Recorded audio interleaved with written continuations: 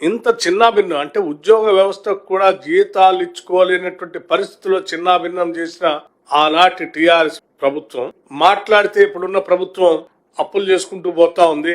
చేసిన అప్పులతో ఏమి వ్యవస్థల్ని నిర్మించట్లేదు, మాలాగా కాళేశ్వరం కట్టి కూల్చట్లేదు, ఏం చేస్తా ఉన్నారని అడుగుతా ఉన్నారు. రోజువారీ వారి వార్తలు చూస్తా ఉంటే ఆర్థిక శాఖ మంత్రిగా పనిచేసినటువంటి వారు గాని, లేకపోతే 10 సంవత్సరాలు ఇంకా ఆ ప్రభుత్వంలో ప్రముఖ పాత్ర పోషించినటువంటి వాళ్ళు కానీ రోజు అడ్డగోలుగా మాట్లాడతాం. వారికి మేము చాలా స్పష్టంగా చెప్పదలుచుకున్నాం. మీ హయాంలో 2023 డిసెంబర్ వరకు 2023 మీరు తీసుకొచ్చింది 52,118 కోట్లు.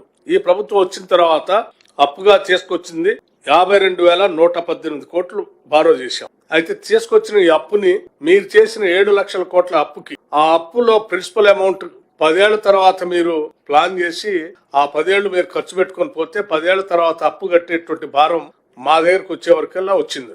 ఆ ప్రిన్సిపల్ అమౌంట్ వడ్డీ కలిపి 64,516 కోట్ల రూపాయలు ఇప్పుడు బ్యాంకులకు చెల్లించాం.